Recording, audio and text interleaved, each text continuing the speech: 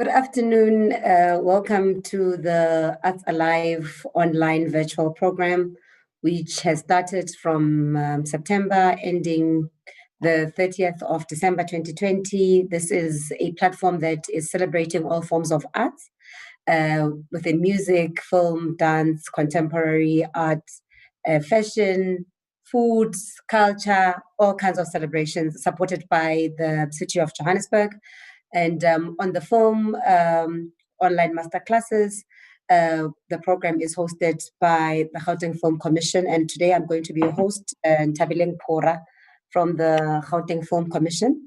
And with me today, which is very great to have a rose amongst thorns. And my thorns are Deleza Mwabi, Fani Tsumong, as well as Kalumbu Kapisa. Gentlemen, welcome. And I would like for you to just share a quick introduction of yourself. So without me misrepresenting you and who you are and the projects that you've worked on, and then we can begin our session. Deleza? Hello, my name is Deleza Mwabi. I saw the flyer says film director, but I like to consider myself a storyteller. And the reason is that like I've played more than one role as far as like filmmaking is concerned, and I think for me, storytelling goes a long way. It's bigger than the same film director. And for that reason, I've tried to tell so many stories, like South African stories. I think just for the purpose of today, more specifically, music documentaries. So you can even consider myself a music documentary director or music documentary filmmaker. So that's me. Fanny? Yes, my name is Fani Tsimung. I'm also a director, creative content producer as well. I'm basically vast in this industry because I tap into different spaces. It could be music, it could be documentaries and film. Yeah, it's all about being creative. So my work is more about being creative, trying to come with new ideas, and also collaborating with other people. So that's what I really love to do in the industry. So I work for Doti Productions as well, co-owner of Doti Productions, and also working hand in hand with Mr. Mwabi. Oh, thank you so much. Mr. Kapisa? Thank you for having me this afternoon. My name is Kalumbu Kapisa.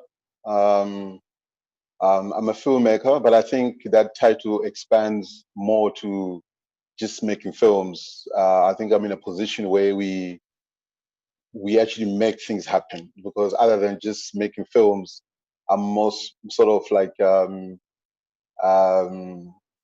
cultural preservist in a way. So I'm involved in the creative space, whether it's curating, whether it's through music, whether it's a film.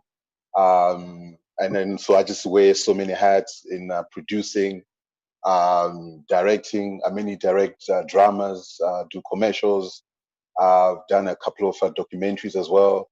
So I'm all around making things happen in the cultural space, So yeah, we get it done. And I think that's the position that I play. That's who I am. And I'm glad to be here to talk about film and music and how it impacts on cultural practices, especially this day and age. Cool. So gentlemen, there has been this a new appetite and a new need, if not also a gap, of what has been absent in terms of music documentary. What prompted the need to begin this journey of creating documentary music, and what are we hoping to really get out of documenting and preserving what you've been working on? And I think maybe you can also, whilst you are also responding to that, just also highlight some of the programs that you are working on that are currently your music documentary programs and projects. Kapisa? I think culture is more than fashion, culture is more than just people celebrating it on a Heritage Day. I think culture is something that we need to live for every day through our languages, our foods, our music, the kind of content that we get exposed to, so that we preserve it and it remains us.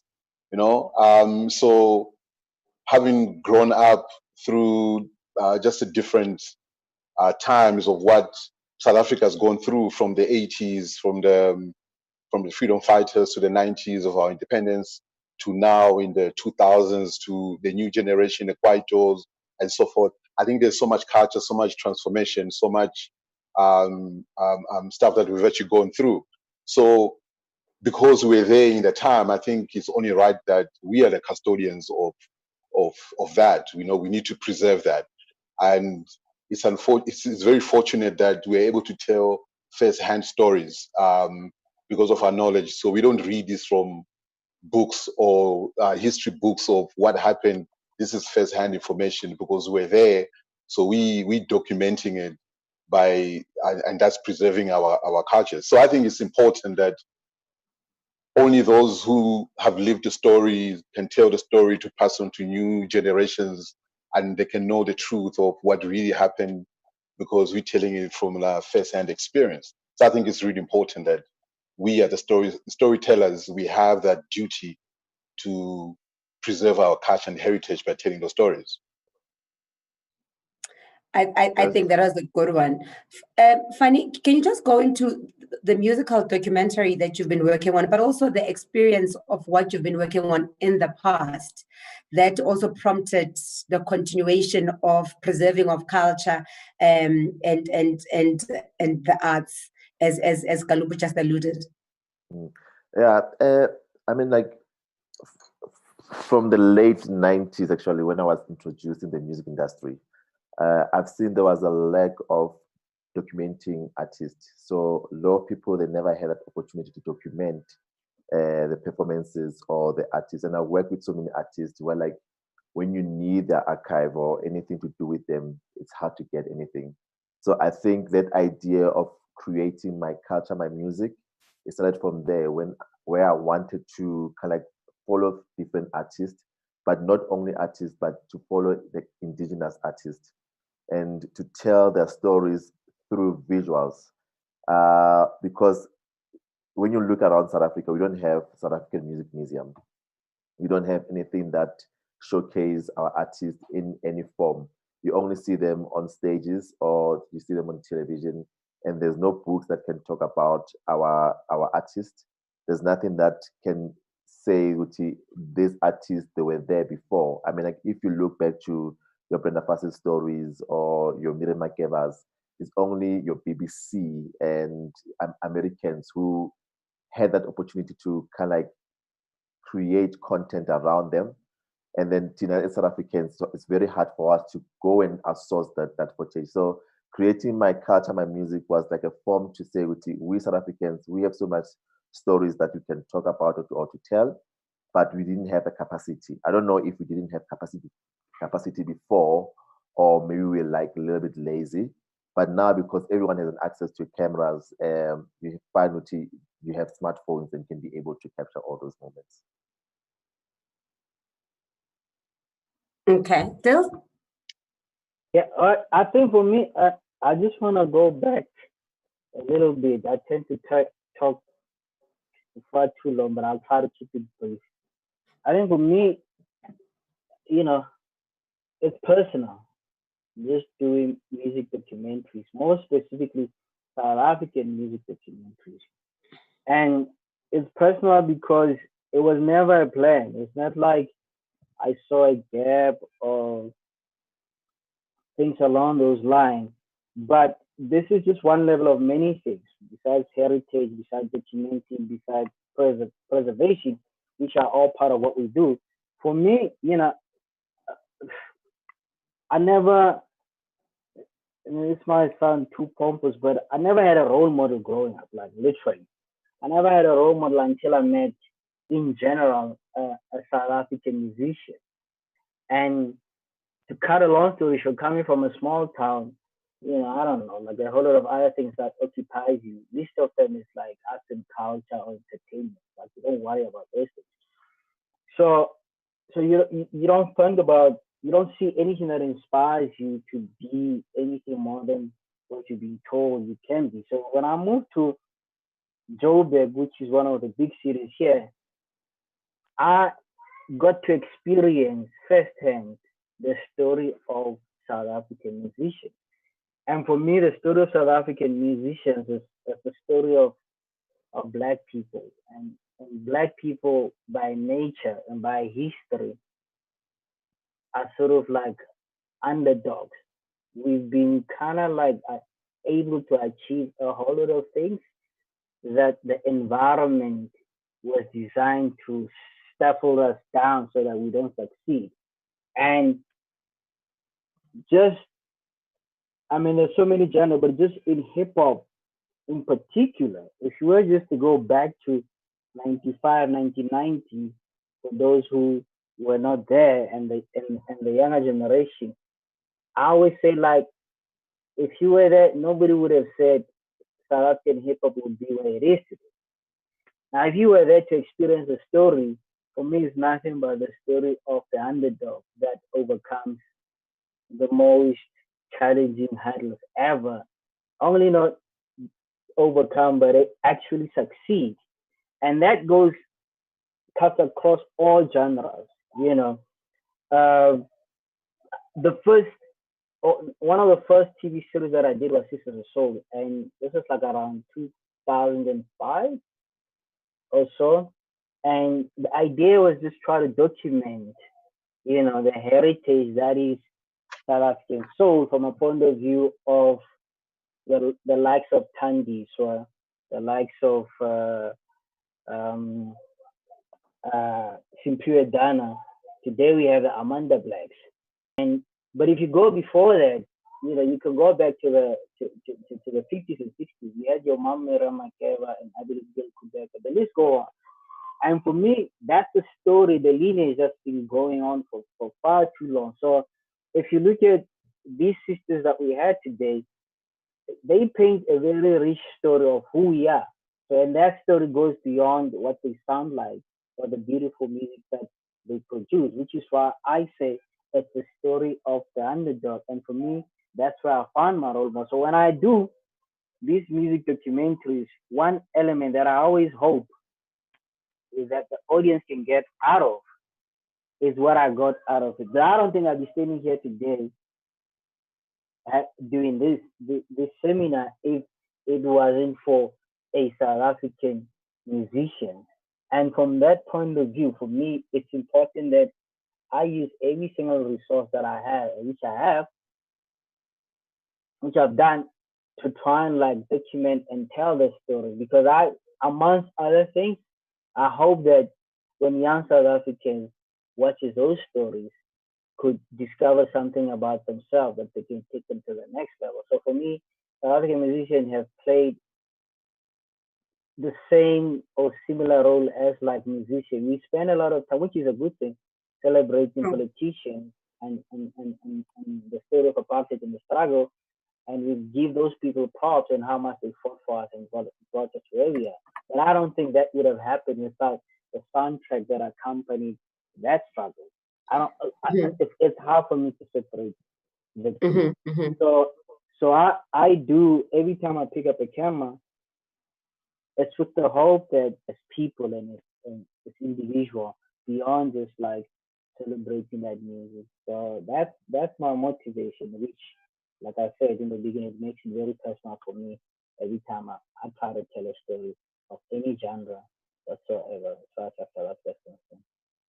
So I think what is interesting with this session is that there is so much diversity, and with your individual experiences, the different genres which you have worked on. I know, Delisa, outside of hip hop, you do a lot of jazz documenting. Fanny, I know you do a lot of pop, African pop documenting. Kalumba, I know you've been doing a lot of hip hop and and legendary ancestry work. Please take us through the importance of ancestry callings that have now shown, that have found shape rather within the music industries. You know, you have people. The legend which I will refer to is Mebu Simhlong. She was a sangoma, but also she used music to deliver message of ancestry. And I know, Kalum, currently you are working on that project. Please take us through that project, but also give us the importance of how that music has now resonated to South Africans by using music ancestry to still relay messages, but also to be a form of entertainment outside of just the messaging that comes with it. The show I'm working on, it was a 3-part documentary series commissioned by the SABC. It's called Badimo. It's currently playing on SABC 2 right now. So in the brief, I remember they wanted to find the connection between the ancestral world and then using artistry as a vessel to convey the message onto the audience, you know? Because for the longest time, you find artists like Fela Kuti will be on stage and he just goes into a trance and he doesn't understand why he was in a trance, you know? You find sometimes Duduzo Makatini is on stage and then he just goes crazy on the piano, but he can't remember even the notes that he played, because there's this thing that that comes to him, inspires him to actually play the music, you know. So in most cases, we're examining those kind of factors to say how are the people that has access to Idlozi, so Idlozi speaks to them, to be able to convey the message to the general masses. And all along while that you're filming this, I found the similarities, a connection to say, we as artists, we as filmmakers, I think that's the role that we play too, is to be able to take the message and so we can connect between different worlds and the viewers. So the viewers becomes the platform that we can relate the kind of messages that we're actually taking through. So we've been profiling some of the legendary people like your Blondie, Makene, Duduzo Makatini, you know, and then just sort of like sharing their journeys to say how, so even like for them, how they see it is the message is not about them. They are just the vessels of the message of Idlozi onto the people.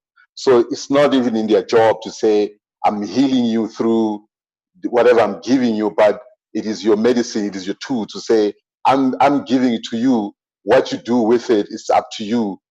You actually see to finish. And I think for the longest time, we haven't been able to find like a proper narrative, a proper language to actually tell it, because it's that unexplained, unseen, unspoken kind of a word, you know. So how do you capture that and be able to translate that into like a narrative that it makes sense that people, the audience can respond and actually relate to? So that's been the journey so far that I've been doing.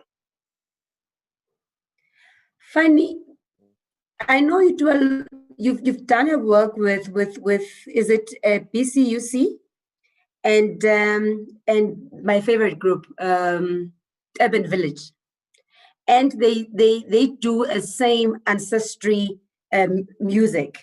How is that for them, and how do you see their genre going into what we are discussing right now, but also the how is it also received, because there's so much South Africans warming up to the music, understanding the music, but also I think it resonates to who we are as Africans. And how do you see that from your point of view? I think the guys is how it works, but the compilers are the one who makes decisions to say we want to use this platform. Yes, D? Yeah, finish. I just wanted to add what. Okay, yeah. So Oh, they're the one who can like decide for us to what you should listen to. And it becomes very difficult because when you listen to any radio stations, it's very hard for you to listen to or to get Madragunene playing or Matosini.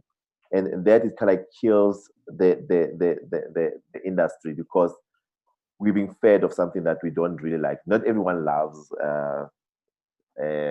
amapiano or hip hop, whatever. So we have we still have to have a choice to listen to certain things, but SABC, they have their own mandate. Kaya FM has their own mandate. Your YFM, they have their own mandate. So it's difficult for them to crack it in the industry. However, they do big internationally, and which is sad because they are being recognized far, far away from home, where we're supposed to embrace them and nourish them and promote them and support them. yeah. Still? If I can add into, I just add one funny say, but even like it speaks to the series or the artists that Colombo mentioned in the series that he did. I did a series called Hanging with the Band, which includes a lot of those bands, like your Blackjacks, 340 million. And we're talking about 8, 10 years back. Um, that series hasn't seen the light of day, right? But we shot it. We use our own money, use our own resources to shoot it because, like I said, for us, for me, and sometimes people that I work with, the motivation is very personal. And especially when it comes to this particular sound of your BCUC, Urban Village, and the likes. But I think the challenge for me with them, having been the privilege with working with so many artists at the beginning of their career and to see them flourish, is that they really don't have the sort of like the business or the management aspect of it because they're creatives and they should just be creatives. I had the privilege of doing a series called Vuma. And what you learn from that story of Kalawa, of Kwaito told through Kalawa record label was that like for Kwaito to get to a level that he did, it took a lot of people to get it to that level. And those people, fortunately, unfortunately, were not just musicians, you know. Somebody like Oskido, we celebrate him as a great artist, which he is. But for me, my experience of having spent time with him on the road and the people that he worked with, he was more of a business person more than anything, in a sense that before Kwaito could be on radio, they were not even promoters booking Kwaito artists. And these guys had to go out and organize their own concert, you know. And after organizing their own concert, they realized they're never gonna go as far as without commercial radio airplay. And I think the only time Kwaito filtered into mainstream radio was when people who were into Kwaito and listening to Kwaito happened to be radio DJs. And that extends to house music as well. I was interviewing Lindarani Cheese and we were talking about this, and he said to me, don't forget that there was a time where we used to call house music international, and it used to play on radio at like 9 o'clock or 12 o'clock midnight on a Friday, and that was it. But at the moment, you will never remember that time because house plays from morning until late. So with this sort of like sound that we're talking about of your BCUCs, urban village, or Yes.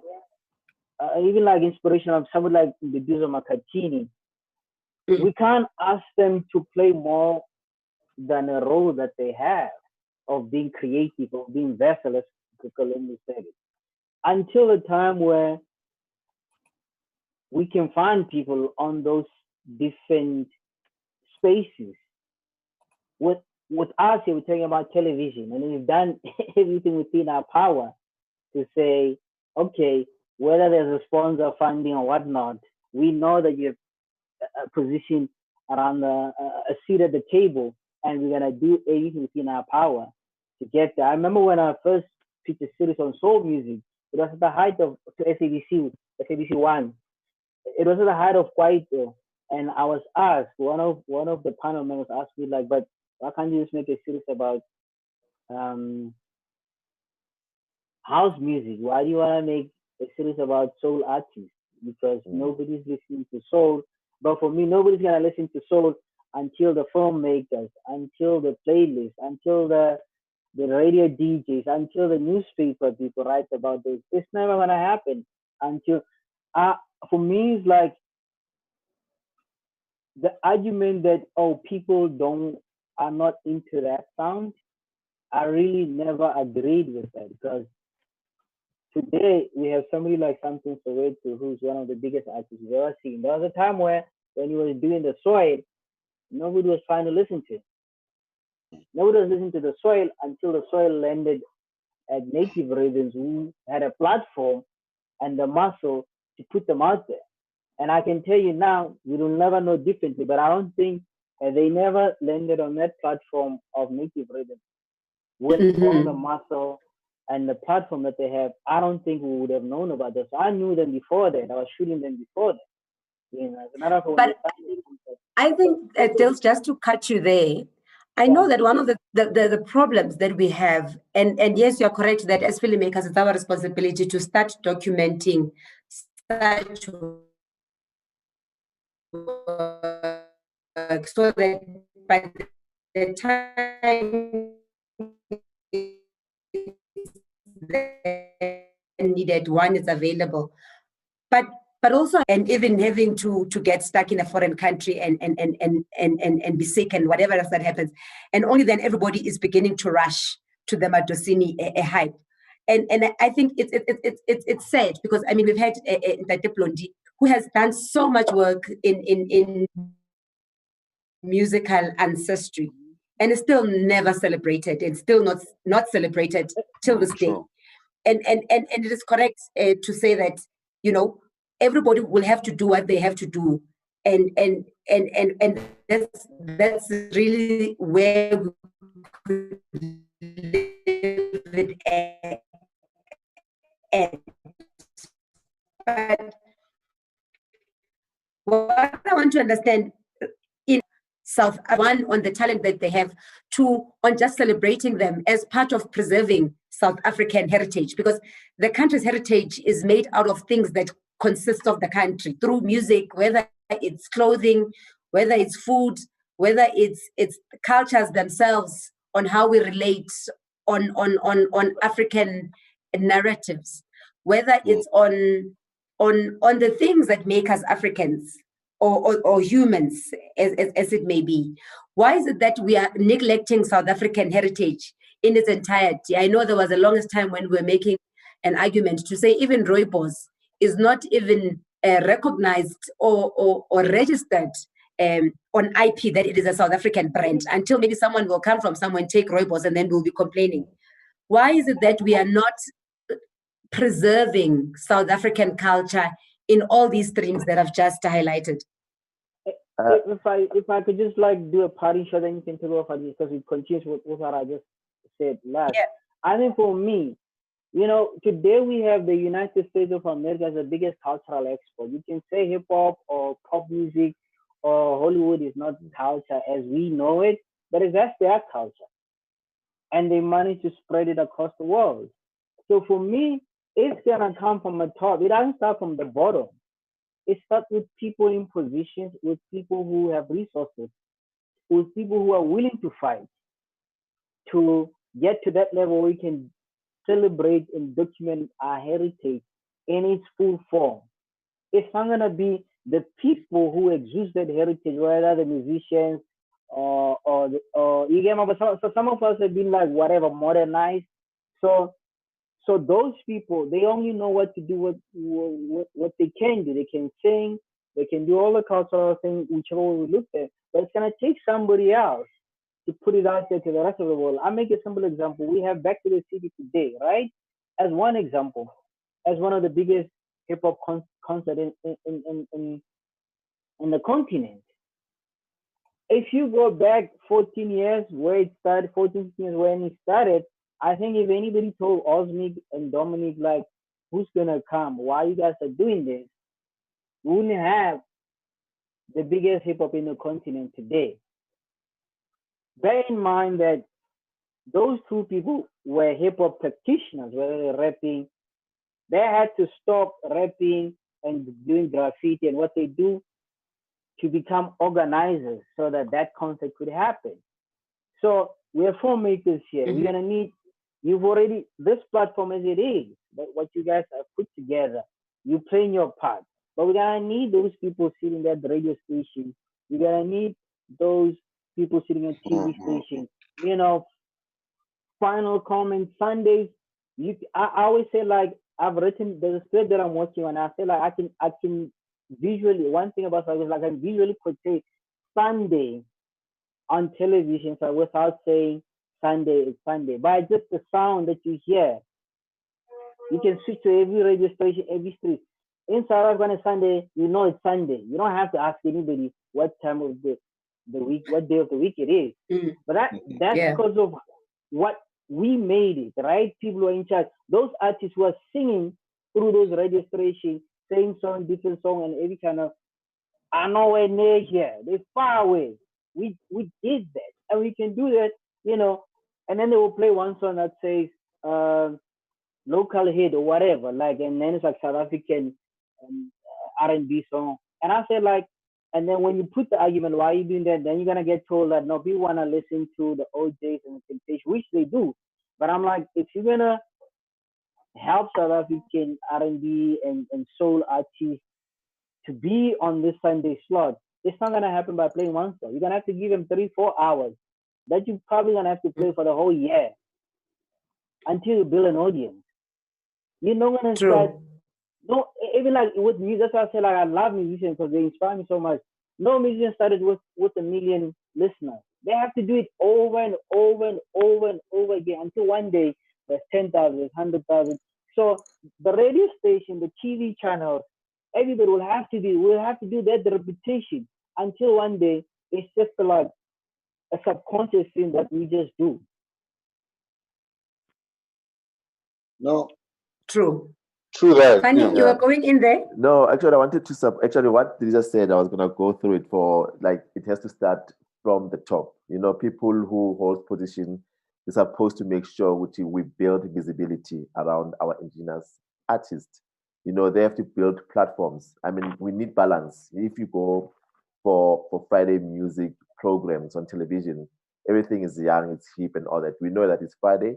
However, if you go back in history, like Bola Poloha, they used to kind of like mix both cinema tunes. They used to mix genres. It was not only a specific genre that was playing on that day, but they'll make sure which they bring Brenda Fassie, they bring Bumshaka, they'll bring like Busim Klongo in one program. So recently, everything is about new wave sound. So if you're not new wave, you're being neglected. So you've been sidelined as well. So also, um, building the audience, they need to feed us that sound so we can be able to um, get used to it. So if they don't play Sanka Experience or Eben Village or Simpuetan on radio stations, no one will care about that sound. You know, we'll always go back to the American sound. Like Tija said, when it's Sunday, you already know. You listen to the same artist throughout radio stations.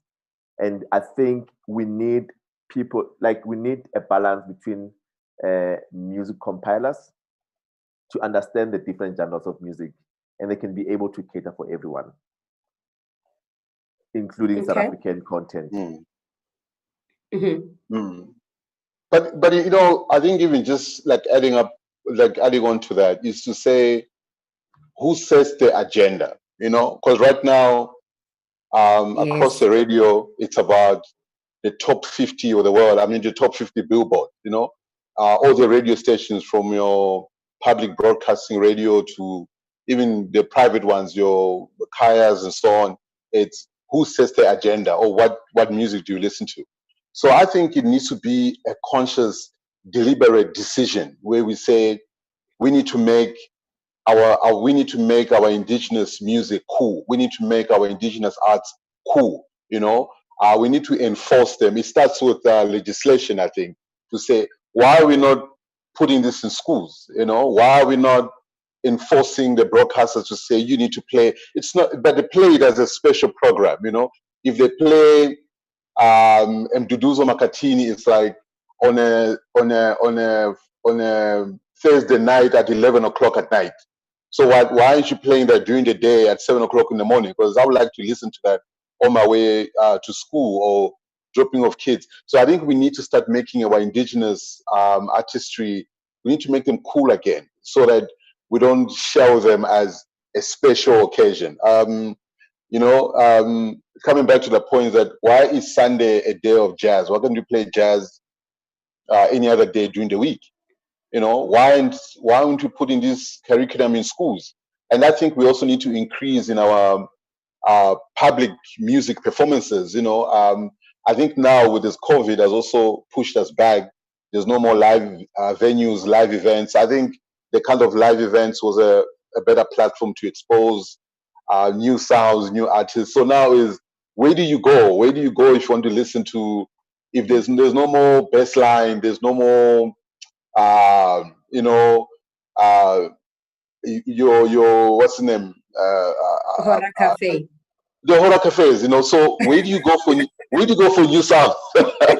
where do you go for new sounds now? Don't expose my age.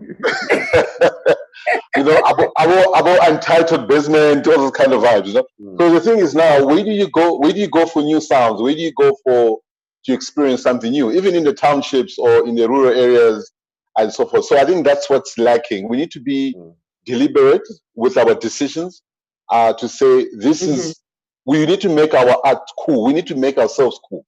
So it shouldn't be a problem me playing Brenda Fassie or Busum Tongo at 8 o'clock in the morning on Metro FM, but they only played once in a while on a Heritage Day, or they played what other on June 16 or whatever. We should make it a deliberate decision to say, let's make our art cool. I think it's the only way we're going to progress as a people.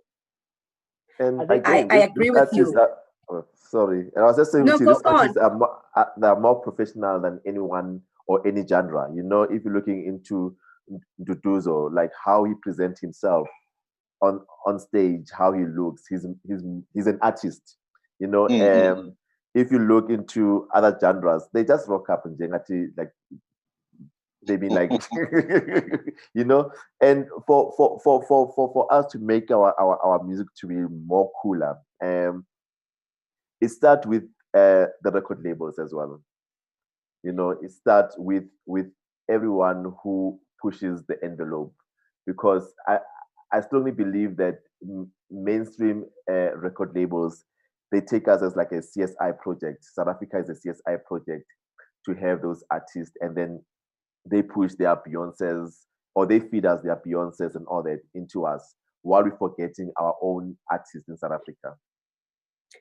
So somebody's asking a question. I'm sorry, Deleza. Somebody's asking a question to say where it's Bongindaba. So as and when I'm looking on the side, please guys don't say I'm not giving you attention, but I'm reading all the comments from our listeners. So Bongindaba is asking, where do I find my music, my culture, and where do I find the documentary which Deleza mentioned? So can you where are these documentaries available? Because I think one of the important things that we really need to get into when we are having this conversation is understanding that there is a lack of accessibility in the work that we have done in this platform today. But where do we then offer people an alternative platform where they can still be able to watch this? Because one of the things that is the biggest challenge and the biggest problem that needs addressing is that there is so much content, but there's limited distribution platforms. True. Yeah. So where do we have these alternatives? Because we can't always complain about the SABC, and I don't want us to get into that vibe, because it's not going to help anyway. So we can't be complaining that SABC is not giving us but then these documentaries, we are owning the IP. So it means we also have an equal responsibility to then have them at these platforms. And audiences want to know, where do we find a documentary? Deleza, you are not going to go on forever. where do people watch your documentary? Where do they find it? And Fanny, where are these documentaries?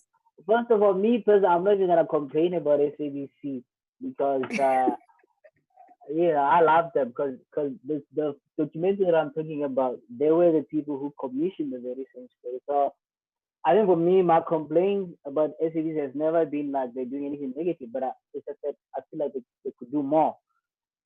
And I'm saying this because if you want to talk about documentaries, they're the only platform, the only broadcast in this country that gives platforms to documentaries.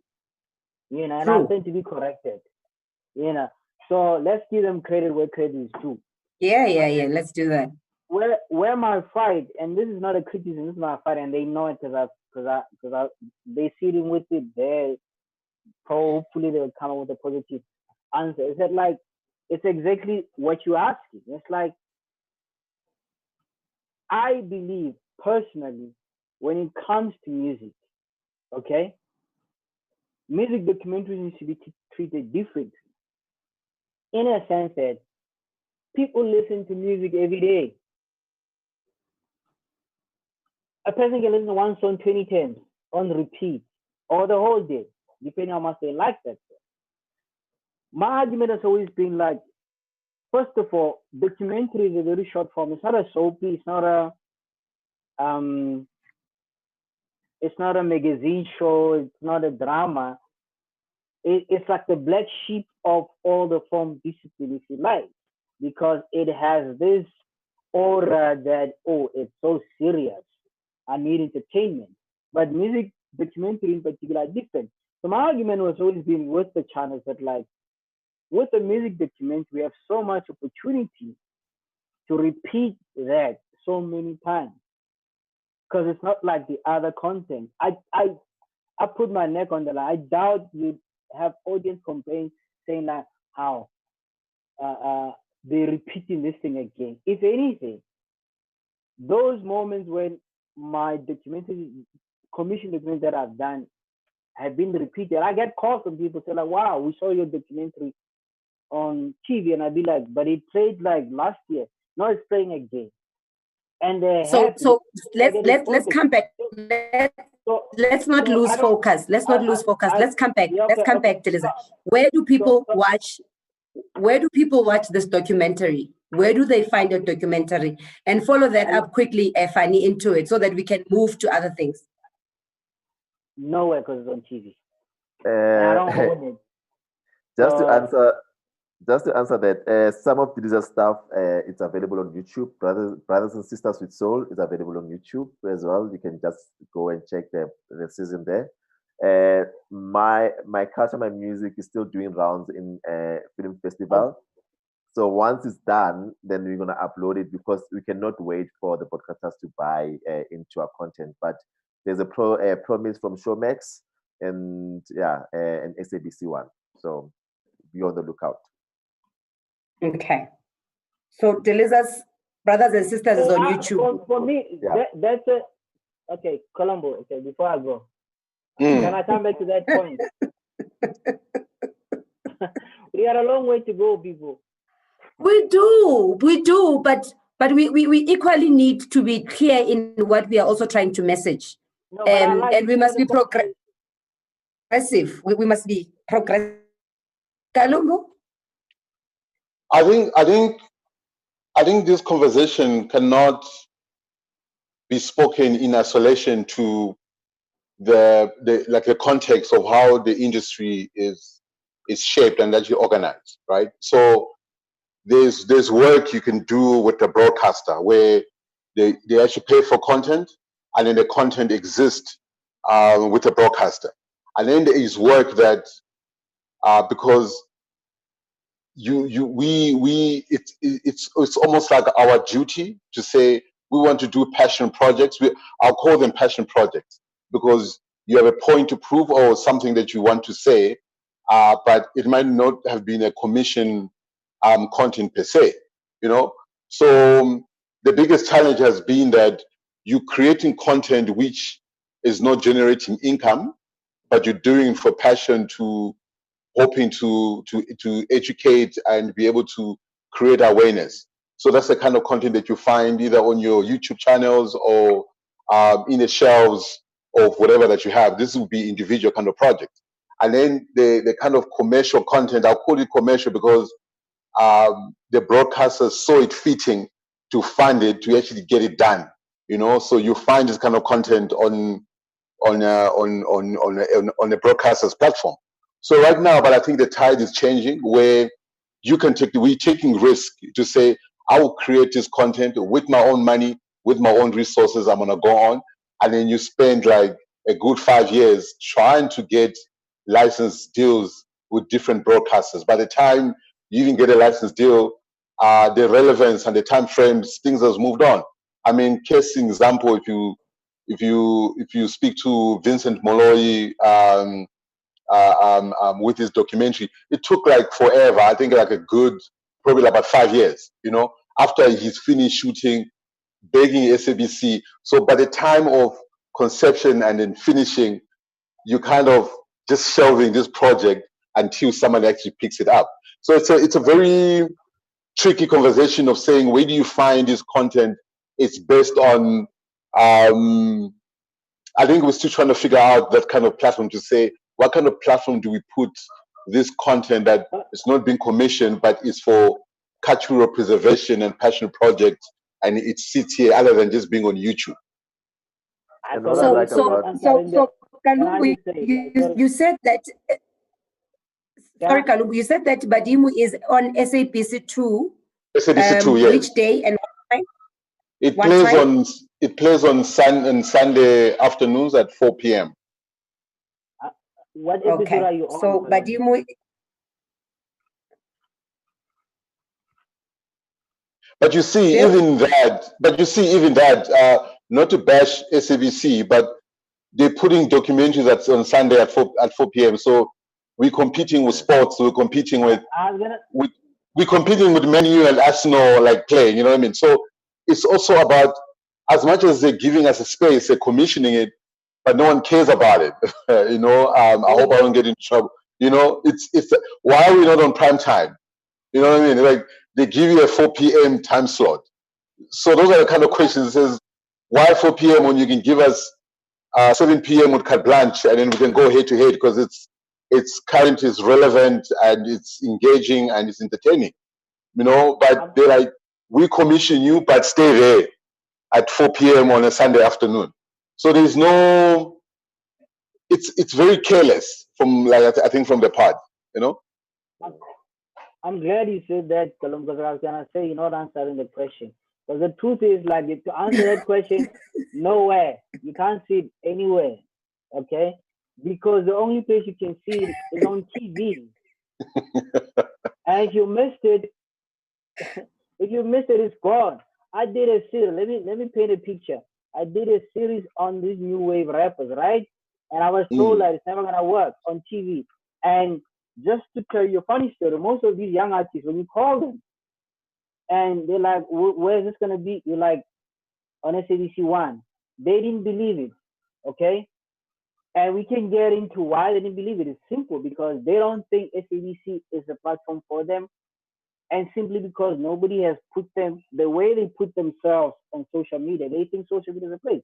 Cut a long story short, the show was on TV, and most of them, the channel was happy with the numbers, but even the artists were more happy because some of them told me straight up, like, they didn't think that they could get a response that they got from TV, right? These are people who are literally on social media. They know all the platforms. They use them all the time. But after the show or their episodes were on TV and they featured on SABC1, they were happy with that platform more than they've been. Some of them got new jobs based on them being on TV. So for me, that's another chapter that needs to be dealt with, because I have like hundreds of hours of Colombo Speaks About Passion, of music documentary series that I shot over 15 years. They're sitting on my hard drive, right? The problem is, where do you put them? And for me, I've been criticized quite a lot by my colleagues, but I'm not ready to work so hard and put my whole music documentary on YouTube. Music videos, that's the place for YouTube.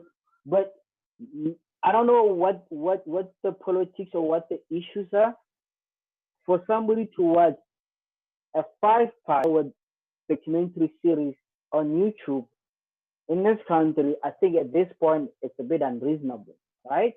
So that's why for me it's like until we can get to that point where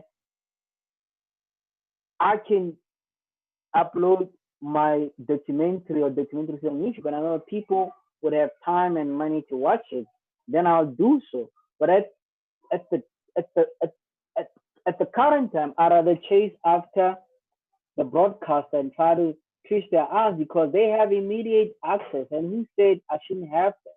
They have immediate access to an audience at any given time. SABC in particular, you're looking at about 2 to 5 million viewers all at the same time that you can have, you know. And we gotta fight for that. Just a final part before I go on for too long. To go back for me, that's something that we're gonna have to address. Otherwise, we're gonna have another seminar like this next year, okay? Because when they started MTV in 1980, they were told it's never gonna work, but they did it anyway. But it was people with money who could facilitate that process. Then pop and rock blew up. 6 years later, no, 4 years later, 1984, when they tried to put hip hop, they were told it's never gonna work. But they did it anyway. They put hip hop on TV. So we can mobilize on the all that me, Fanny Colombo, and the rest of all the other kids that Fanny's talking about, running around, documenting culture, shooting musicians, and all that. That's all we can do. You know, I've got no intentions of trying to run a TV channel or radio station one day, none whatsoever. But those people will have to meet people like us halfway. They have to meet the musician halfway. They have to meet cultural activists halfway. You know, finally talking about the record labels, I don't blame record labels that much. I think what we have right now, and I'm not passing blame on anybody. I think cultural activism.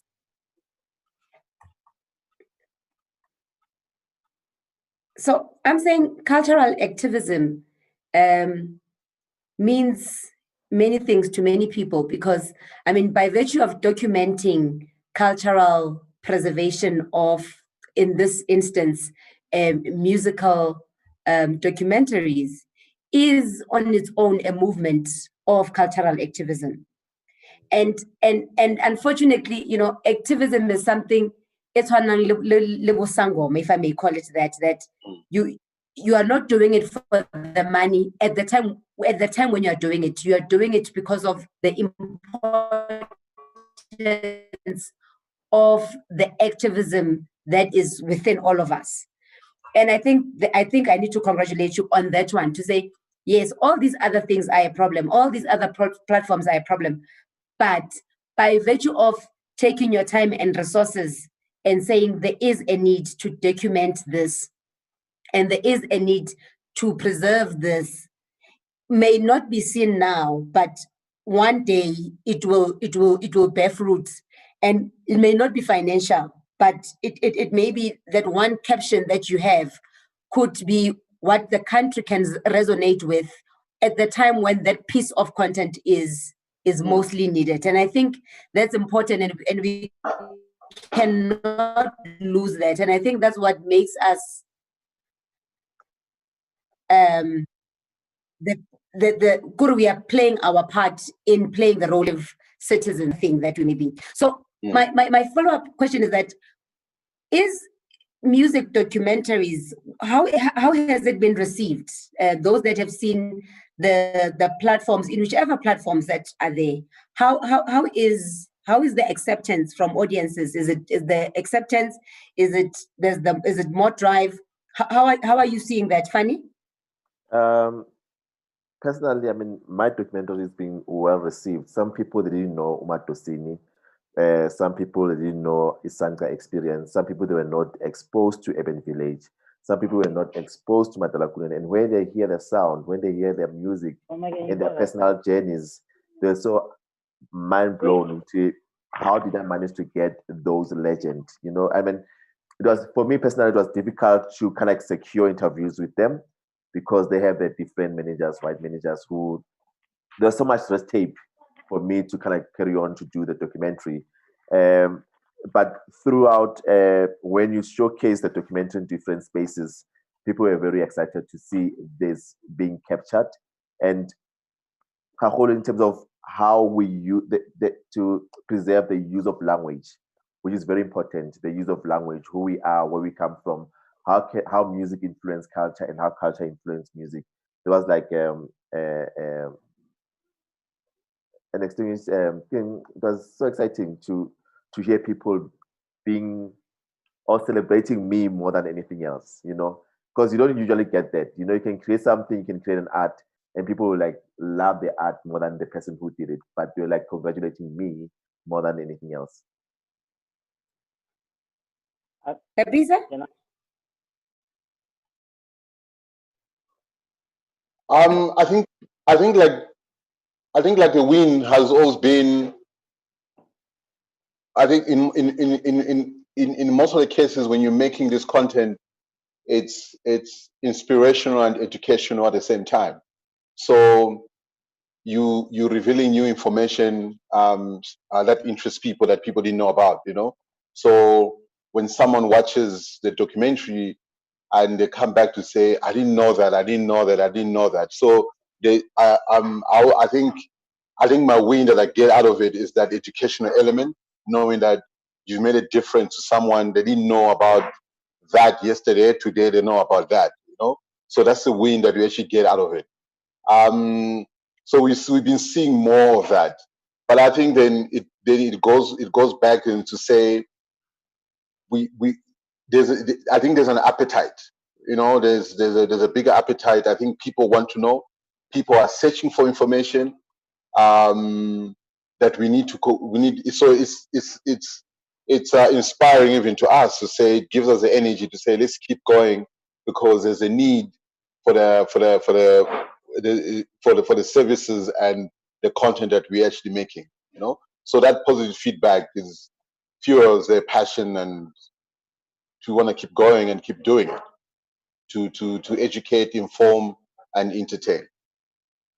So I think where I'm sitting, and I stand to be corrected, I think this new sound of celebrating African content has somehow reunited Africans, because sound is becoming, it resonates to who we are. I mean, from my past, I can resonate with Fela Kuti, I can resonate with Femi, I could resonate with Angelique Kidjo. It's easy to always resonate with people like Gosalificate. And I think right now, the South African sound, which was always neglected, particularly the ancestry type, is finding its presence in the continent. Do you agree with that, Kalumbu? Yeah, I think we are more united than we are divided. But then I think the media keeps playing the role that we as Africans, we are more divided, which is I don't actually agree with, because I traveled the continent extensively. You know, I mean, the last time I was in Kenya, they were playing DJ Cleo, you know, and they're even playing Maporisa, like in Kenya, you know. As much as when you're down here, they'll play Davido and they'll play wherever type of thing. So across the people, across the social gatherings, across everywhere, we are one people. We celebrate as a music, but I think in the media space, we still want to draw this narrative that I think the people are more divided than they're actually united. You know, but I think even the music, I think the music is a reflection of the times. I think we're moving with the times. So in the 80s, it was a struggle songs that united us. You know, your Brenda Fass's, you find that they're being played elsewhere because the struggle was the same. You know, I think now it's all about celebration of freedom, of independence. So you find Ukom and what is the new thing in Amapiano is being played across even your West Africans who are doing funk and Afro beats, they featuring South African artists that are playing the Amapianos, your Maporisas and them. So I think on the ground, we are more united. We have a cross-cultural expression through the music and the arts, but I think we need to push that agenda more by being deliberate in our media to say we are not that far divided. We actually are in it together. Don't divide the continent into West, East, and Southern Africa and so on. But I think we are together because the struggles are the same everywhere. We're just different people, different languages, but the struggle of being Africans is the same. And I think that's what unites us in the music that we say, in the expressions of our artistry or whatever that we do, you know. We also need to applaud like certain Afro groups like Auma Figizolo to do collaborations with different artists. I mean, if you see the music industry have changed a lot, and like you see more collaboration happening compared to the early 2000s or the late 90s. So we need to applaud them. They paved ways and all this sound together because now we all sound the same. You know, the music has kind of like have a meaty part where like we all like we can resonate to every sound that comes from Nigeria to DRC, from Zimbabwe, and like it sound like Ngati Inzola Indian, you know.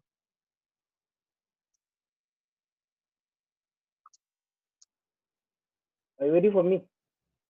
Yes, sir. Yeah. Okay. I think what is that? There's a quote that the nation's culture, the nation's culture resides in the heart and soul of its people. And I think as African, we can agree that that's all it's ever been. And I once asked Mbiduzo Makatini, because one of my fascinations with jazz, genre of South African jazz, if you like, is that having been somebody who dabbles in hip hop, is that South African jazz is jazz.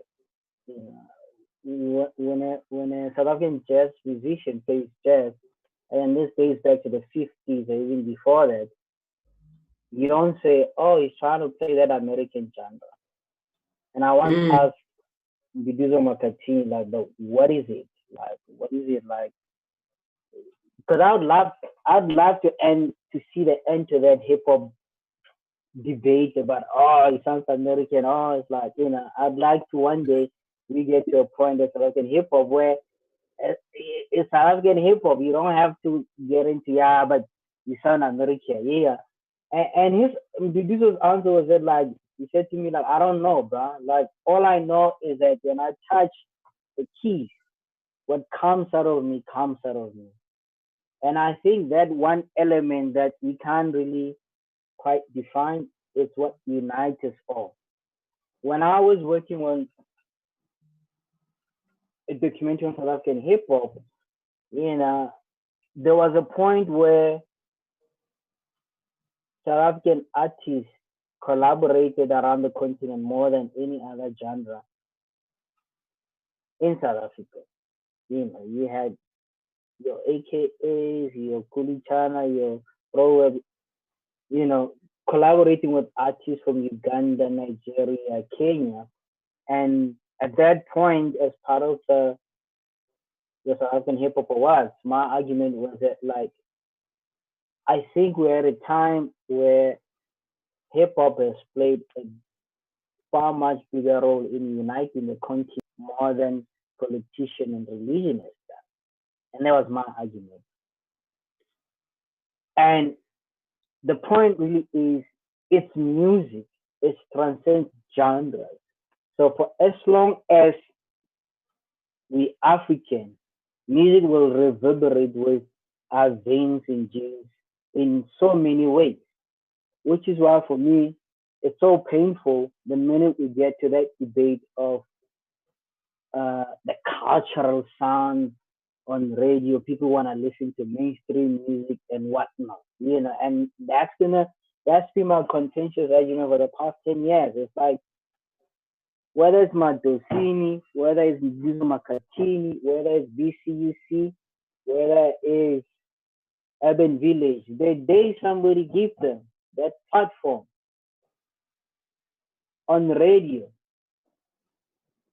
they'll be as big as all these other genres. You know, the other thing that you mentioned, Tabitha, said like for me personally, when you ask about the audio, I'm not worried because also it's about time. I don't know. Sometimes the universe chooses. You know, you have artists who struggle for 10 years before they become big. You have a sound that's been there like forever, and at some point it becomes this big sound more than any other genre. And working with most of like, for me it's cultural and soul artists.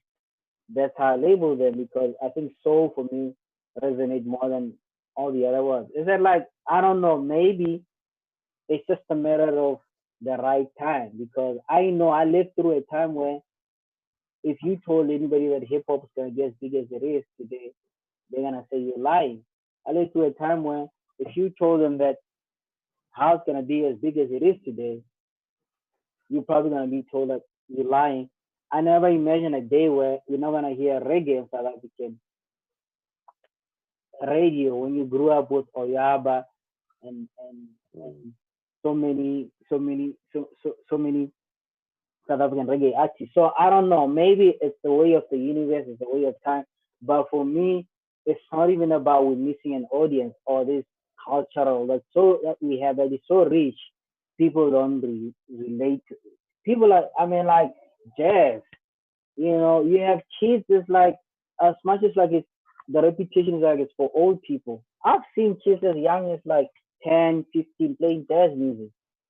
The only reason why we don't know that is because they're not exposed, Mhm. and as a result, it creates so everything is almost like controlled. That's why for me I get frustrated sometimes because I know this thing can just be flipped within a month, 2 or 6 months if we wanted to. It's not like people don't like cultural music or they don't want to listen to Blondie McCain or whoever. Like this, if we give them the right platform and the right amount of time, whether it's in radio, TV, newspapers, or funding, because sometimes you need money to do these things. I think the audience is there. The audience is just waiting. Some of you know DJ Ken Zero at a hip hop concert with 35,000 kids coming to listen to hip hop. He'll play Masatini there, and you'll see the crowd going crazy. And for Mhm. me, those kind of moments have always reminded me, like, I don't buy into that whole thing. Young people listen to this, old people listen to this radio plays this radio, the oldest only one listening. I don't buy into that. And for those who knows DJ Kenzira, he's proven that so many times. He has a career doing that. He's playing jazz, cultural music, you name it, in the midst of a hip hop audience. And he still gets a positive reaction from the crowd.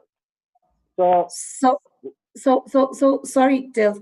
There's a comment here from Mahano Mama Bolu. She says she thinks that the large concern should be that broadcasters, besides the SABC, should have a mandate to actually start producing and screening documentaries for cultural social responsibility. And if they could start that movement of broadcasting social responsible content, then the acceptance of what you're referring to, Deleza, will not matter where age is concerned, because of then people will start being more familiar and will start acquiring more content irrespective of age, because of then there's so much exposure. But also there's those platforms that are now allowing documentary musical documentaries in this space. But also I think it then speaks to what Delisa you were saying, to say when people wanted to have Mnet, it was an impossible dream. But now it's one of the leading broadcasters that we have, that is actually also having so much viewership and followership and content that is resonating with so many different people and different lifestyles. So I think I agree with Mahano on that one. And If I, yes, something, just talking about Makan, like I once interviewed her 10 years ago, and I'll never forget. I have to mention this, I'll never forget that comment. We were talking about something similar to this topic, and he said to me, "Yeah, well, this day and age, if you wanna be on TV, you just have to run naked in the middle of the street and be on the 7 o'clock news, right?" And yes, and nobody can disagree with it. Makan said that to me. yes.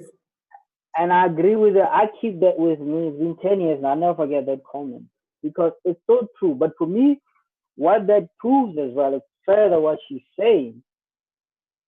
It's going to take, you understand, like for that clip to be on the 7 o'clock news, it's because somebody we decided to put it there because we live in a space where such content, somebody can decide to put it there. Now, in general and about music documentary as well. And that's why I get emotional, I get frustrated sometimes because I'm one person, like in the 20th century, for me, I don't believe in marching anymore. You get my point? Because you're talking about Mnet. I don't believe in marching anymore. The thing about us as black people is that like every time we need certain change, we're expected to march and play toy and all of that. But the truth of the matter is true change come from the top. You know, true change come from the top. We have something right now. We can all agree with something called white privilege, whichever way you look at it. There's never been in the history of white people anywhere marching demanding white privilege.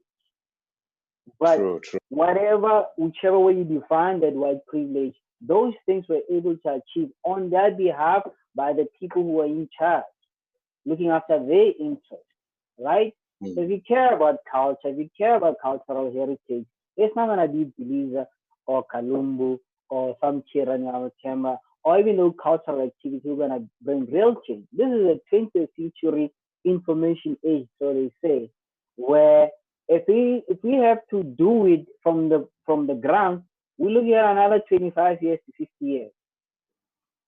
Whereas it can take one person, like Makhanu says, sitting at whether it's at Mnet, SABC, ETV, or whatever channel, to say, from now on, we're gonna have a cultural, whatever, a space for cultural and musical documentary on my channel. You get my point? It's Yes. gonna take that.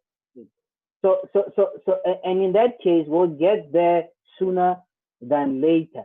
But having said that, I'm still positive. I'm currently working on a documentary with Sleek about Squatter Camp, right?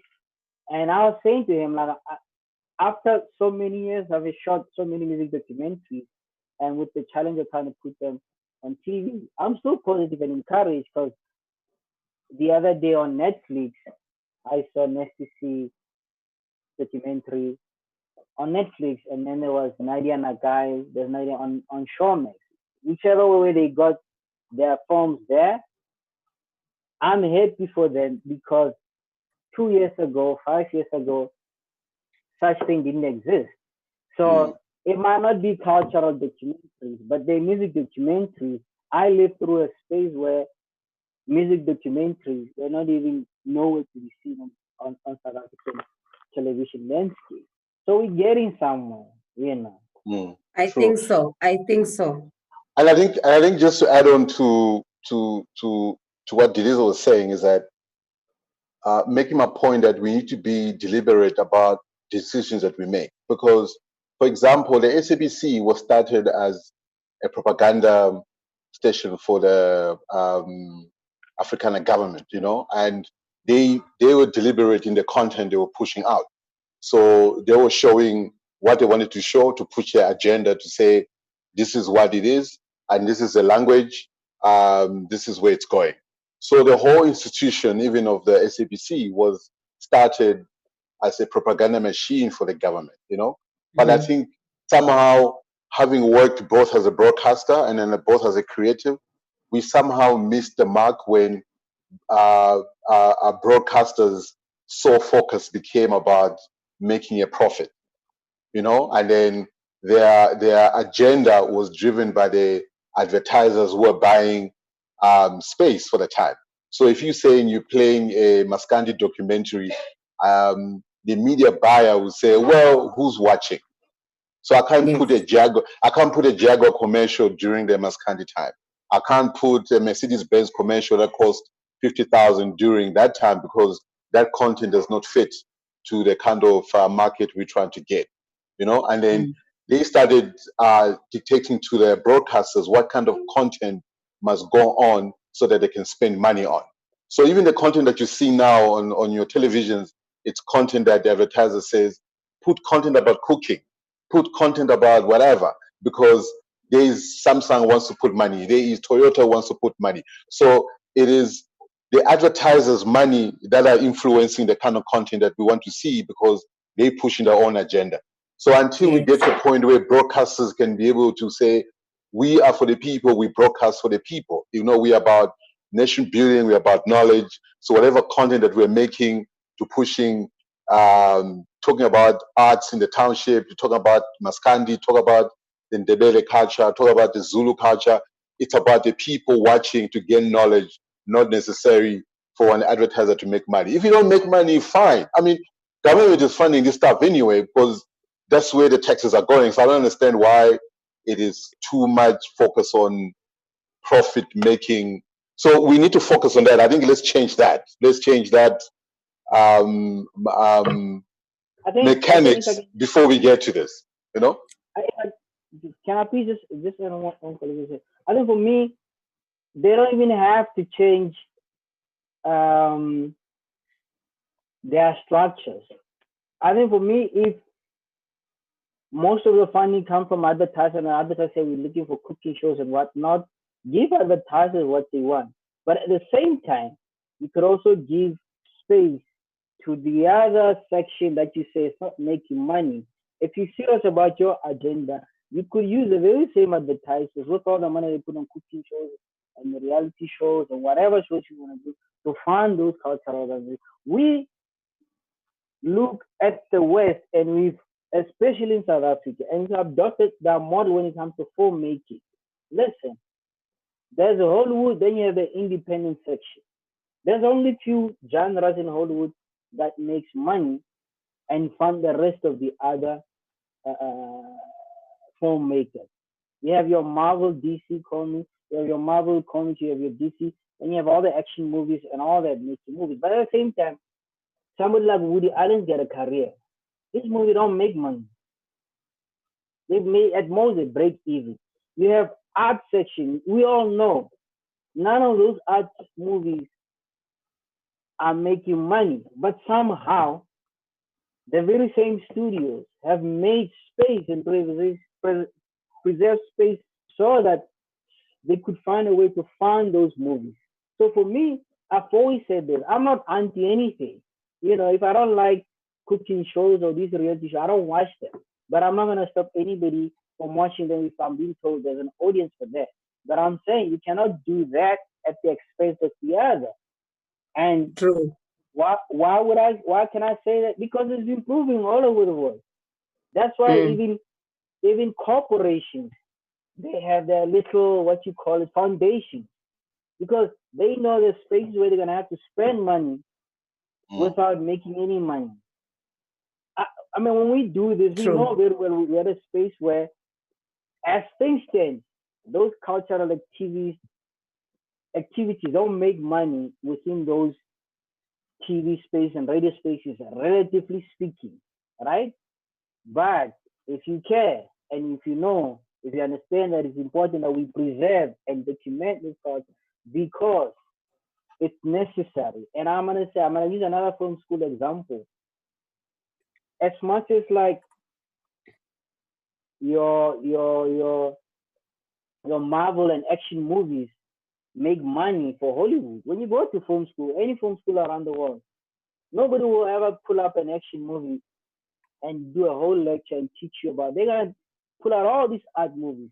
So you gotta ask yourself, why would all these movies that don't make money are being used as a base and template for teaching kids around the world to make movies, because culture is very important.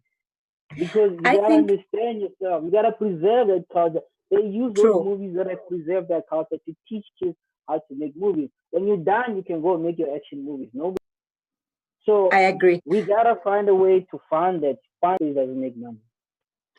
So when you're talking about being deliberate, and when you're saying, Kapisa, we need to be deliberate about the content that we produce and spaces which we broadcast them on, it instantly reminded me of Bantu Station. This place called Bantu Station in Maretia, owned by Kwena Mukwena, Steve Kwena Mukwena.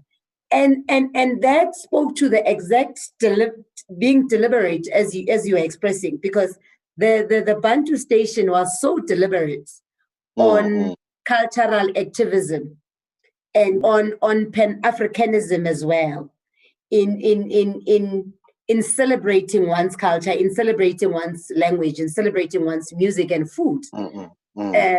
And when you're being deliberate, you can't ignore, but also think of the Yovel's Diners Club, Kosenza. Because then that movement is deliberate to say he's only doing dining for African and Pan-African food preservation and culture and celebration. It's becoming also now a tourist attraction. But it's I think I agree with you, is that it's not deviating from your mandate of what you want to achieve, no matter how long it takes to be recognized or to be appreciated. You just do your own thing and you become deliberate and you keep to your values, because I think once you don't shy away from your values and your beliefs, then every other thing becomes secondary, because of then your values become your primary focus on what is it that you want to achieve. True. So that social responsibility for me then is driven by the values outside of anything else that can ponder its success or its failures. Yeah. No, yeah, it's true. Then I think this way, even the guys from arts and culture, from your NAVFs, you guys yourselves, GFC, you need to be able to say, we are deliberately putting money towards the content that creates that cultural activism. It might not retain profits like money or box office, but for the values of what it's doing to society, this is what it's going to do. Because as I've said, I've worked both as a broadcaster, so I was on the other side. Because with the structure of the SABC, the way it was created was that SABC 1 and SABC 3, they are the commercial channels of SABC. So they make money. They have all these shows about top billing where people spend money and whatnot. Their profits they make, they subsidizes SABC 2 because it becomes a sort of like a cultural preservation platform. Then they can put money towards the documentaries and whatever. Similar to the radios they have, because you have 5FM and Metro, which are the commercial channels where they put all this money into it, and then the profits they make, they can put onto other indigenous stations that do not make money. So they are able to be carried. They are able to be subsidized with this big machine that actually creates money. So I think if we can create that kind of foundation, and then we keep that going, where you can go to the arts and culture, and then they're about profits, and because you are doing it for the heritage and cultural preservation, to create a content that you can feed onto the mainstream, and I think maybe that's a much better way to go, and to look at it, how we can find solutions way forward. I think for me. So can I just read this one comment from one of our viewers? Shalima Mkongi says, we need to think of new ways of distributing content. We can't wait. We need to do it ourselves. And then Mahano again is saying, going back to the music of being a calling, is there a common thread that you had all as filmmakers chose to direct these documentaries because of they're not making much music? Fanny, can you think of those thread to say, the deliberate thread of saying what would be common about these musical documentaries, knowing that also they are not making money and you want to continue doing this work? I mean, what we personally do is it's outstanding work, and we're not doing it because we are bored, number one, and number two is we're trying to preserve something that it's gonna last. It's like it's gonna last forever. It can be 10 years, can be 20 years. The next generation can still relate to it. People can look into the archive and get one of our work, and they can kind of like sample the music as well. I mean, talking about the common thread within all of us. I mean, like Diliza is doing like your hip hop music. He's doing what do you call this? Abadala. Your spiritual journeys, spiritual music. Mine is also through jazz, spiritual. Everything is kind of ties together. So I don't think someone in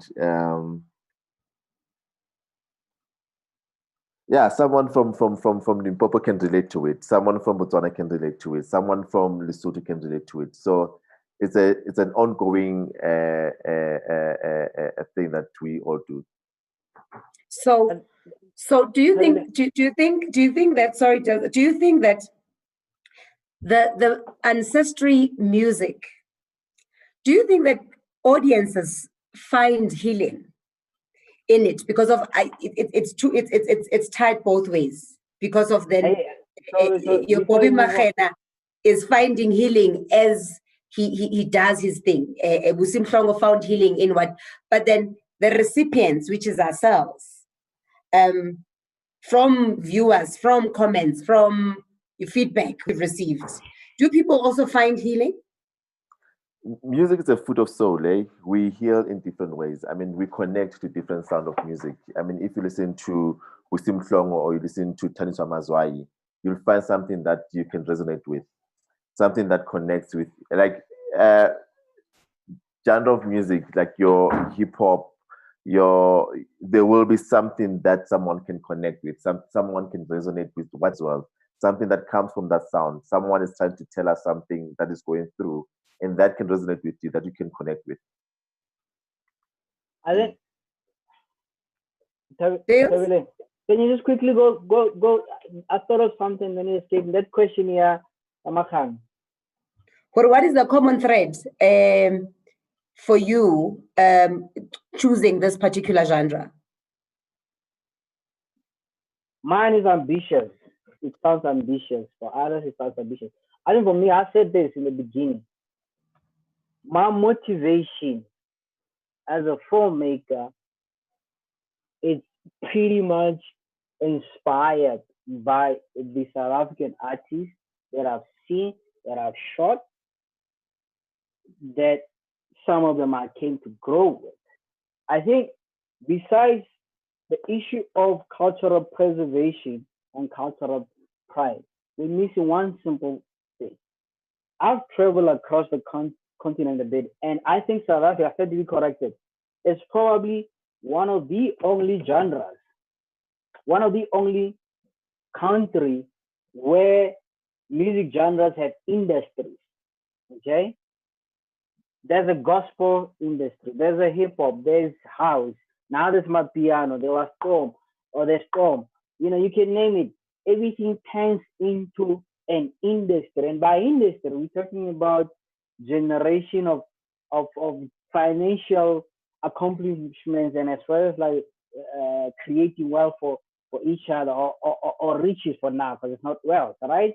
And nowhere else in the continent do you have that. As much as like there's music in the continent, you'll find that for most cases, it'll be like the indigenous sound that it's always just one sound that's kind of like an industry. For instance, Nigeria, right? Nigeria, if you're not part of the Afrobeat, I doubt you can earn a living. Most Nigerian jazz artists are based here because they might have jazz artists, but they don't have an industry. The same goes with hip hop.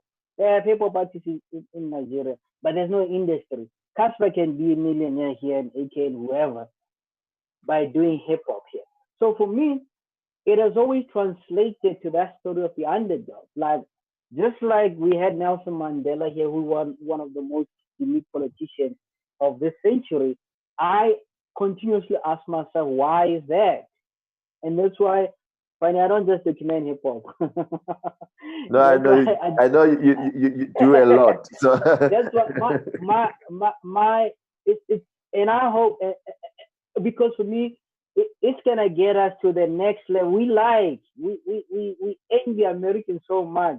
Let's just be honest. Like, and I think like for me, we have the potential as a country to transform that music culture and heritage into a currency that can be bigger than the gold and the mines that are about to get depleted. In the next century, we might be a country where our GDP can come from arts and culture. You know, you have your black coffee. We just had what's his name, Master KG. Our music resonates with the rest of the world, and that's something that just happens. I can't explain it. True. This was just got signed by some jazz label in the US there. Yes. You get my point? So imagine if you have 100, 200, 2,000 earning a living around the world. How much currency is that coming back to the country? And for me, on the flip side, that's part of my motivation. It's like, while we're looking at the gold and all these other things that we've relied on as a country for the past century, in the next century, where is this thing gonna come? And for me, art and culture has been there. I mean, like, there's no bigger figure in this country like your Kaifa Semenya, Miriam Makeba, and Brayu and that generation. They did it under all the most depressing circumstances. We can do it better. We can grow it. You get my point? And for me, yes, go back to my country. That's what drives me. It's like my view. I've always said this. We have this debate in the industry about how to make South African film industry viable. I'm like, the day we start behaving like musicians, South African musicians, for me, the same way they did it, Kwaito did it, Jazz did it, what is it, Soul, Afro Soul did it, you know, Nama Piano did it. They didn't just wake up yesterday and became big. These kids have been grinding for the past 10 years in their shacks, bedroom there. But I don't know what drove them. I don't know if they knew they were going to get here. And I feel like as an industry, we don't have that drive. We don't have the drive where, you know, for me, I've shot so many music documentaries sitting on my hard drive. And I still wake up every day to go and shoot someone with no budget, no funding, no nothing. And it's not because I'm crazy or what, but because I have that drive of, and I've seen so many of them, of those musicians, like one way or the other, it's gonna pay off. You get my point? And I think as filmmakers, we need to start thinking. Vincent did it with Jovicho. With Jovicho. You know, whatever problems that he inherited after that. But I saw that thing when we did Voma back in 2006.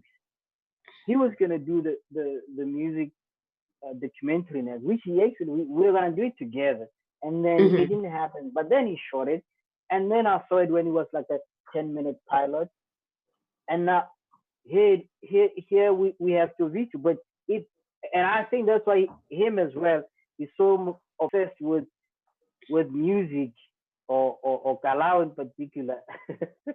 you know, and, then, and I told him this. I've learned, for me, besides music, I've learned that drive from him. I've seen him saying, I got this idea, and he calls me the next day and it's, let's go and shoot it. And that's how I personally ended up with so many. And for me, that's that. You want to talk about cultural heritage and whatever that we have as a nation. That thing, that cloudy thing, it lives within those musicians. And I wish we could all have it, you know, because musicians don't mind starving. I've seen they starve. But, you know, you see them shining right now, but you have no idea what they went through. And they've never been scared of starving just to pursue that goal. I'm not even going to call it a dream, because it's a goal. Somehow they always knew they're going to get there. And I try to remind myself so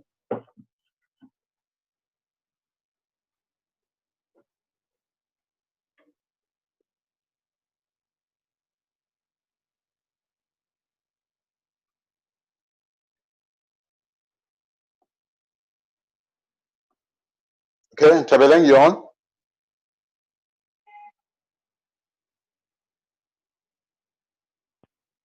Is the session over or? No, Have we lost no. Tabeleng? We lost Ntabile. Oh, she's coming back. I think the session is over. She's coming back.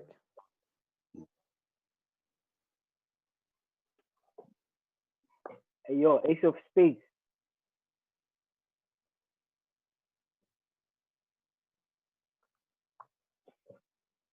Yeah, Hey, I'm here. oh, okay. Okay. I was about to Okay. continue because I got a big mouth. I'm here. Okay. You were saying, Tabeleng? So Hey, I'm can I saying continue? last two questions because we are pressed for time. Yeah. Are you guys working on any collaborations with productions from the continent, pushing the same musical documentaries that one could look into? Are there any co-productions you are busy with? Nope. Not on my side. I am, but without diverging most of the details. There's a music documentary. So it's a reggae documentary. It's gonna be a feature-led music documentary. They're remaking the the they're remaking one of the biggest record labels in the country. They're remaking the songs of the great reggae artists.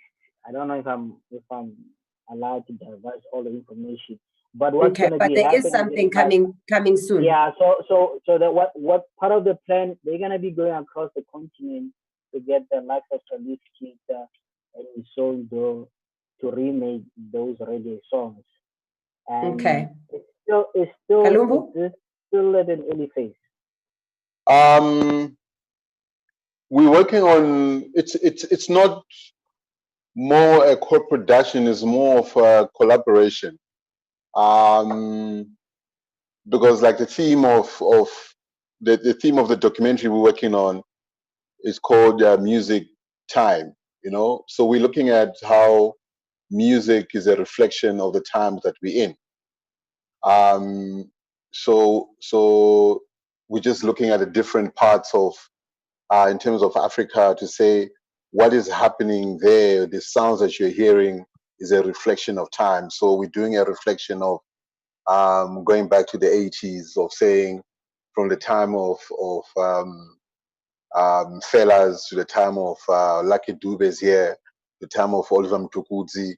They were more like struggle kind of songs, to the Papa Wembas in the DRC, and then moving on to the 80s. So the music moved with the times to the political struggle songs, to the independence, you know, the Rwandas, the Angolas, the big superstars. And now the music is actually reflecting on what is happening on the continent, from the Afro beats and the amapianos that we have now, reflecting all the times, you know. So what's the future of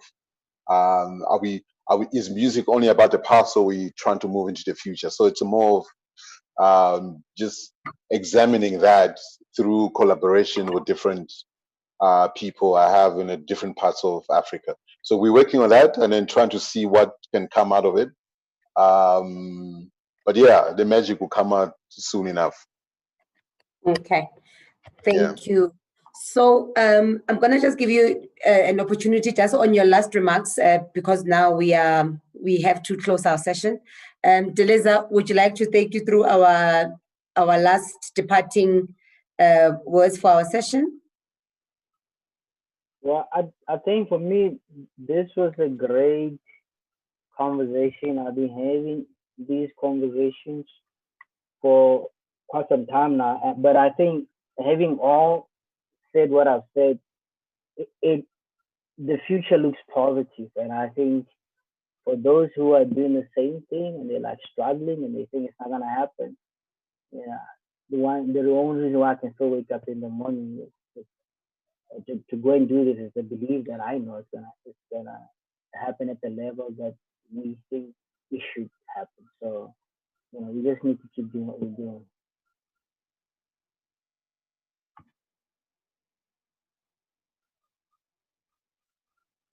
Okay. Okay. And then, Fanny? Okay. I strongly believe that we need more platform like this, platforms that can be open and talk about music, not only indigenous music, but music as a whole, and also the opportunities to kind of engage with the industry, to engage as well with the broadcasters, to engage with record labels, because sometimes it's hard for us to kind of go to document some of the artists because they've signed with big record labels and they'll want certain things to be done, and also to, we're talking about music rights, uh, for us to access the artists to document them, there'll be a clause that says so and so doesn't want to, their artists to be documented because they have their internal staff that deals with that issue of documenting them. Uh, but I think having platform like this to engage the record labels, the industry as a whole, the the broadcasters will kind of give us more opportunities to create more content on music documentaries. Nice one. Okay. Um, I think this was a good conversation, just getting an insight of what's happening and what's going on. I think we have opportunities to always, let's aspire to find new ways of doing things. And I think one of the things I'm always um, uh, is to say, let's be more deliberate with what we're doing. You know, so other than money or from organizations that are looking for funding, I think there's a bigger part of legislation that we can also play.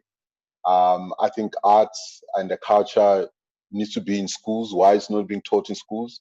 I think we need to make arts and culture cool.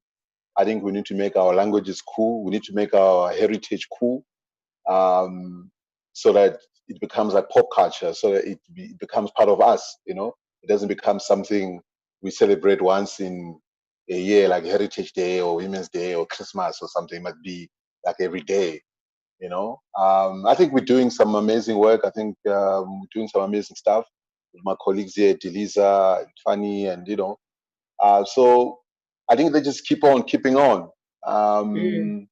Yeah, and yeah, we'll and keep pushing those boundaries, and then we'll find a way. We'll find a way, you know, Yeah, no, and I push agree. forward. I agree. I think I'm just I'm just reminded of something important.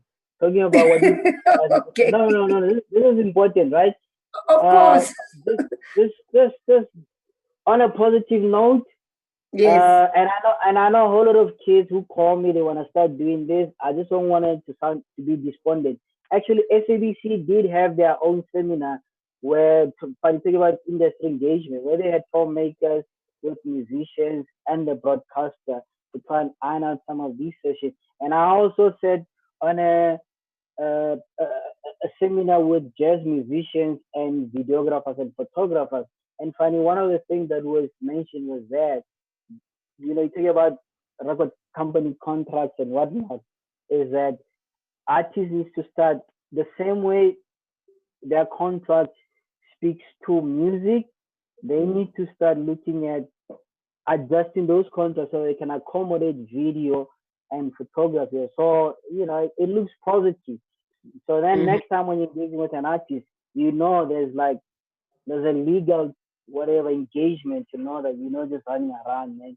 You know, so there's positive engagement. So for all the kids who are joining now, picking up the camp trying to do this, hopefully the next session Tabelin will just be like rosy. So yeah. I think you know, we can never get to a point where we get roses, because for every improvement that happens in every phase of any production of any kind of work, there will always be things that we have to learn from the past. And because of we have that drive, things will never be perfect, and we'll never get to a point where we feel that we have reached the ceiling, because the more we want to develop and the more we are creative and the more there's new things that are coming our way, it pushes that urge to to want to do good, but that is driven by energies and experiences that we have. But I think one of the theme that I think kept on coming throughout the conversation, I think that the theme that came out is not being apologetic about what we are trying to create, but also being deliberate in the content which we are also trying to push, and being able to do what we can do as part of cultural activism from our side. And we hope that, you know, the pieces will join, and there will be better exposure for this content that we are trying to create. But also what came out was that this musical documentary and cultural ancestry was not celebrated as much. It's finding audiences, it's opening up.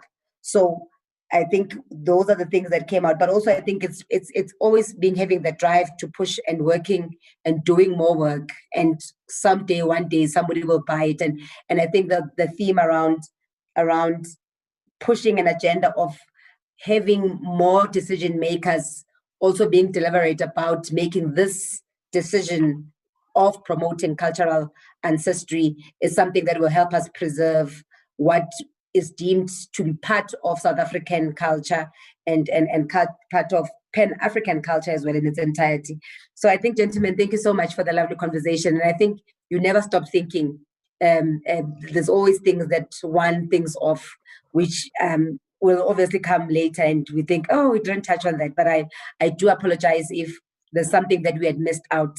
Thank you so much for making time to share with us through this Arts Alive film masterclasses. Thank you to the Gauteng Film Commission, obviously, for the opportunity, to the City of Johannesburg, to Arts Alive, to Ritual Stores for facilitating this online session. Thank you so much, and enjoy the rest of the afternoon. And let's keep going and continue the conversation. And yes, being our own cultural activists to make sure that we are promoting South Africa and what it is and what it can be in the future. And thank you so much, because there is hope. There is hope. And South Africa belongs to all of us, and we are the ones that can make South Africa better if we can just all do what we need to do individually. And we'll get it right somehow. And thank you so much. Enjoy your afternoon. Thank you for inviting us. Thank you. Peace out. Thank you.